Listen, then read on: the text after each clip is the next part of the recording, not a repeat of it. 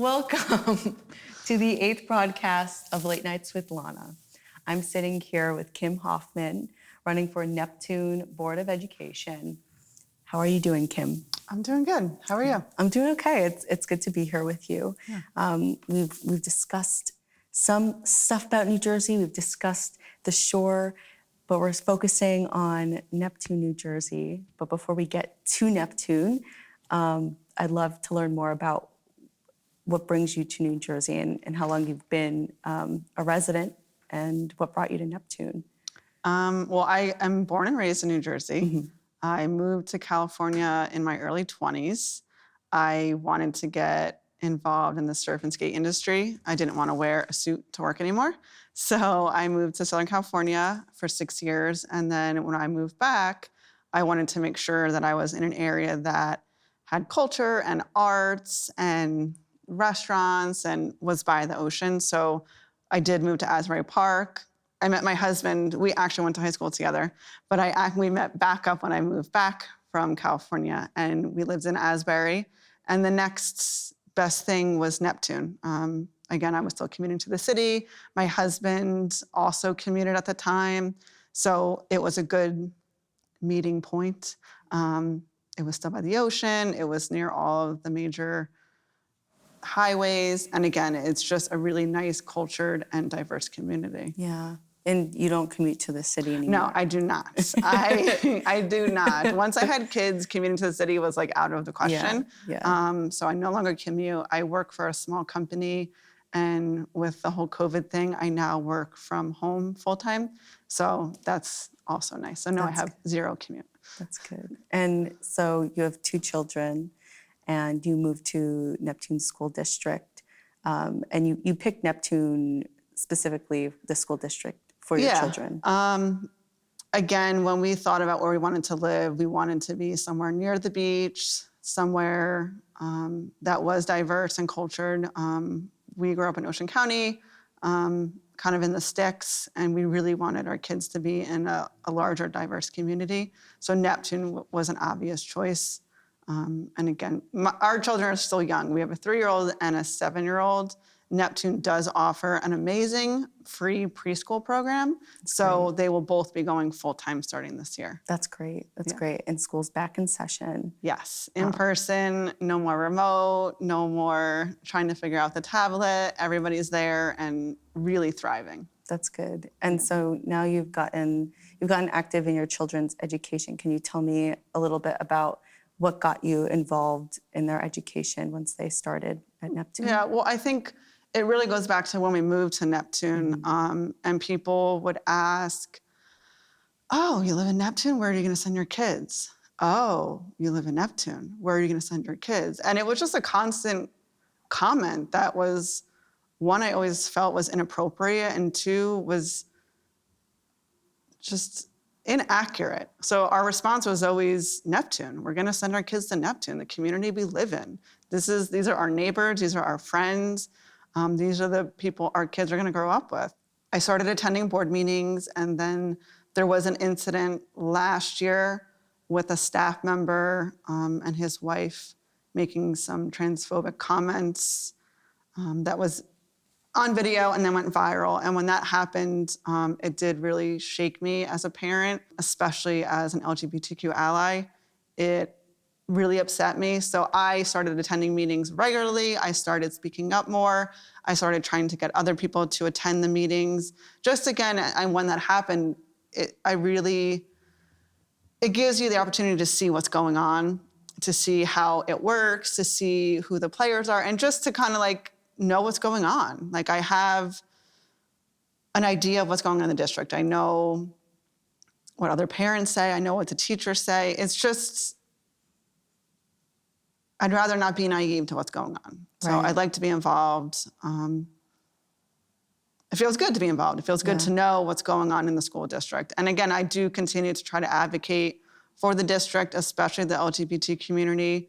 2 years ago, I did assist the district with getting district-wide training. I was working with Sam King, who is the family and education specialist at the Children's Hospital of Philadelphia.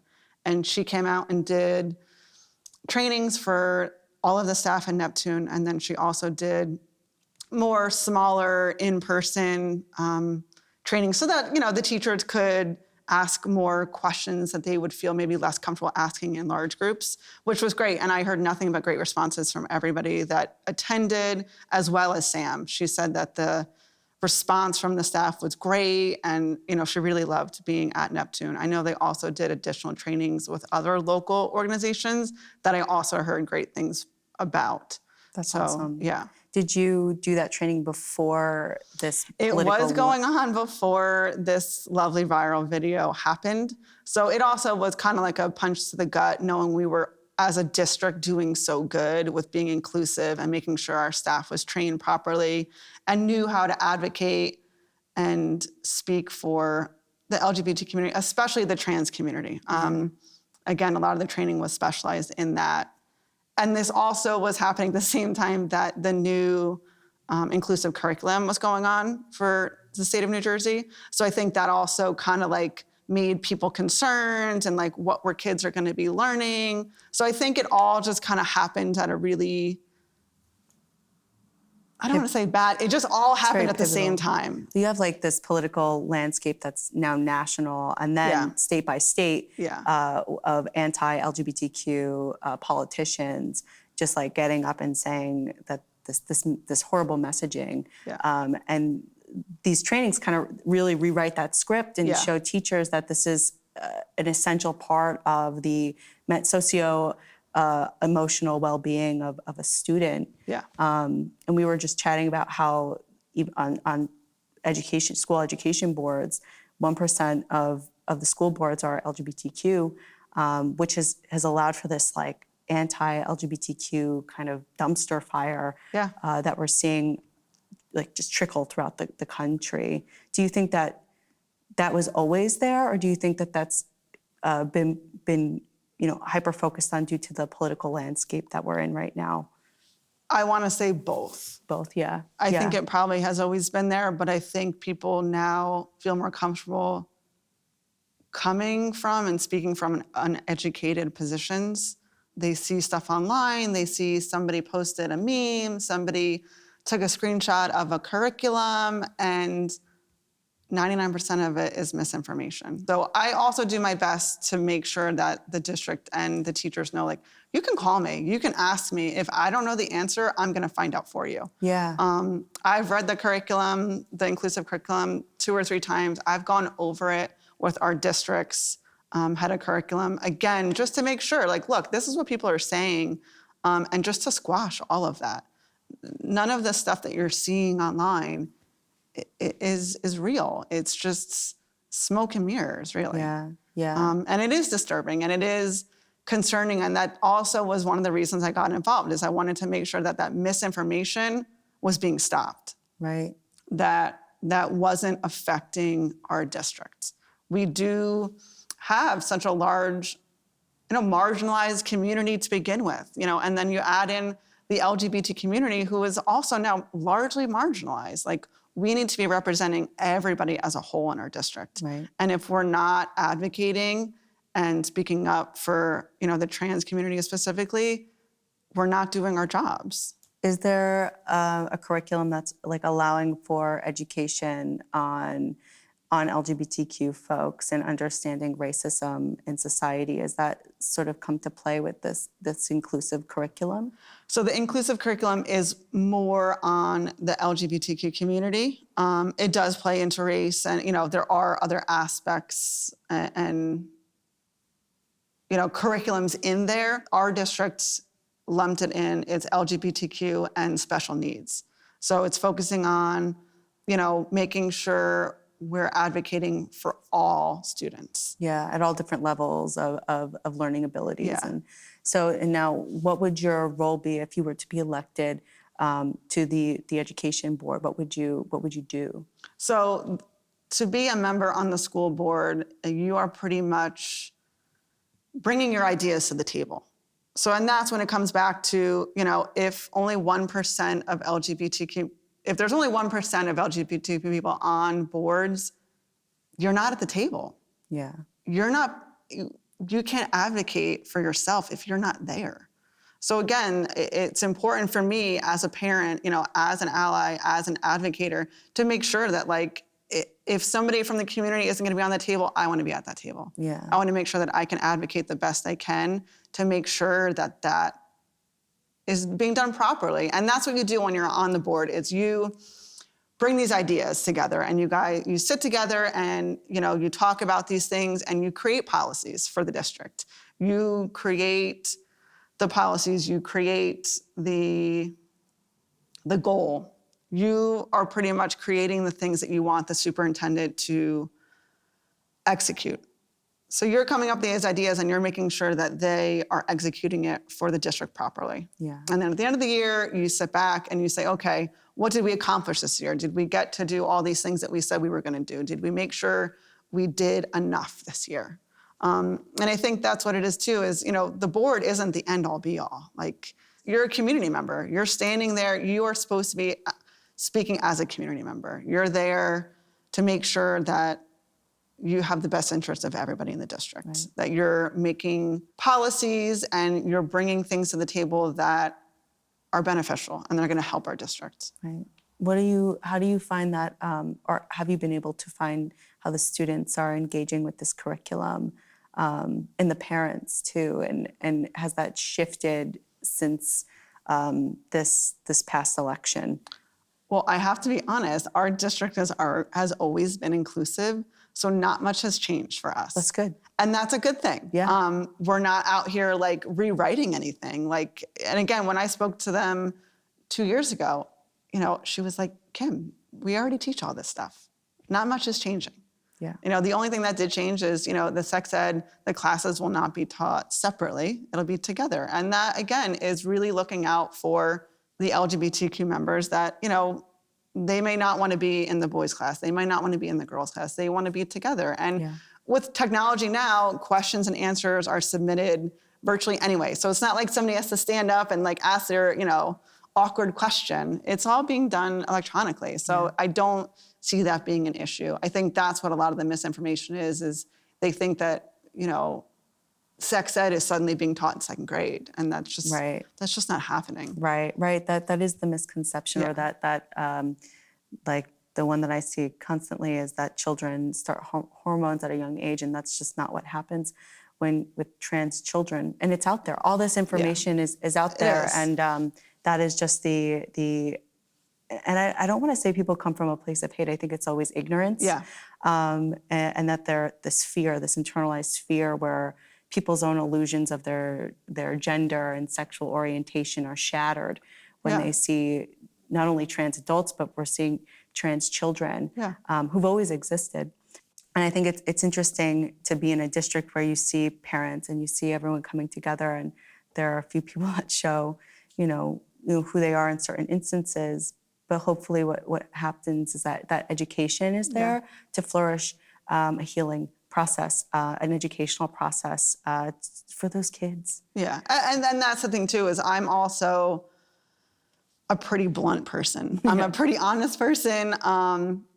To say that people haven't spoken up at the board meetings with the misinformation would be a lie. And when that happens, half the people on the board are looking at me with the look like, oh man, she's steaming over there. Because they know that like I'm gonna get up and I'm gonna say something, because you gotta speak the truth when you're talking about stuff like that. Like if you don't know what you're saying when it comes to curriculum, reach out and ask somebody. Sure. That's what they're there for. The superintendent is there to answer your questions. Yeah. Make sure you're reaching out and asking the right people before you jump to conclusions that these things are going on, because they're just not. Yeah. And what's something that you want to see from the district? I think, again, like all districts coming off of COVID, it's hard. I mean, the teachers are struggling. They are just spent. And I don't know how they did it. Even last year, like my daughter, when she was in class, the teacher was teaching her, but also teaching the kids at home on the computers. And I've seen the kids at home on the computers. They're showing their toys, they're talking to their sister. I don't know how the teachers did it. Like, I really don't, especially district-wide. So the teachers are tired. and then the kids, like they were stuck in their houses, some of them possibly in unhealthy and, houses that weren't safe for them. So their emotions are on high. They are on high alert with everything. So I think it's really important right now that we're focusing on the social and emotional development and making sure that those kids are getting what they need when they're in our facilities. Because again, a lot of them, that is their safe space. And we want to make sure that all students know that they can be themselves, or that they can kind of take that breath and just be there to learn and be there to be themselves and feel like they have a good place there. And I think right now too, again, it's also all over the news, like the fighting and, the misbehavior and the speaking up and, the language. I don't want to say it's to be expected, but it is, especially the middle and the high school kids. Those kids went through something at such a important stage in their life when like socialization is almost as important as breathing at that age. And I can't imagine going through that and then being put back in school and just like nothing happened. Yeah. So I think right now it is really important that we're making sure that we're taking care of our staff, we're taking care of the kids to make sure that they are getting what they need. And again, it's not the teacher's job, it's the community's job. Like we need to step up and make sure that like we're doing all we can to make sure that the kids are okay. Yeah. And what's your call to action for people as we near election time? There's a board meeting. I mean, to be honest, I have a few call to action. The one call to action is, start attending board meetings. It's once a month, every year. My husband knows that calendar comes out. It goes right in our Google family calendar. He knows those 2 days a month, I'm not home. Like I make it a point to make sure that I'm at those board meetings to be able to see what's going on in the district, what's happening today, and again, there are parents that go, but there's definitely not enough. So I definitely encourage parents to start attending the board meetings, start getting involved. That even trickles down to PTO. I remember going to PTO meetings, in the 80s, and it was in the cafeteria, and they had snacks for the kids, and the moms were everybody, it was a packed house. You go to a PTA meeting now, and there's like 4 people. Yeah. So it really is, it's not our jobs as parents, but it is. We need to get involved. You need to be paying attention. And, another call to action is, stand up at the next Board of Ed meeting. The next one is August 29th at 7 p.m. Again, to speak against anybody that may be in the district that is not supportive. To speak up and let them know that, you're paying attention and that you're not going to let anything slide by. And there's also a virtual option for that meeting. Yes, so you can log on to the Zoom, but you cannot participate. Okay. So you can watch it, but you can't raise your hand to speak anymore. That was turned off last month. And then again, as far as the election goes and voting, it's so important to know who you're voting for and make sure you're watching the candidate forums and you're attending a meet and greet if one's available to you. And you reach out to the candidates and ask them their opinions and their thoughts on things. Because essentially, you're voting on somebody to make sure that your kid's education is the best it's going to be. Yeah. So you want to make sure it's somebody that you have confidence in, that you want to see them on the Board of Ed, that you can put your trust into somebody and make sure that they're going to do the best job for every kid in the district. And early voting, mail-in ballots, October 29th to November 6th. And then you got to go to the polls November 8th. Get to the polls. It was great to have you on, Kym. That's all the time we have for today. But that gets broadcast number 8 in. It was great to have you today. Awesome. Thank you for having me. Of course. Great. And that's...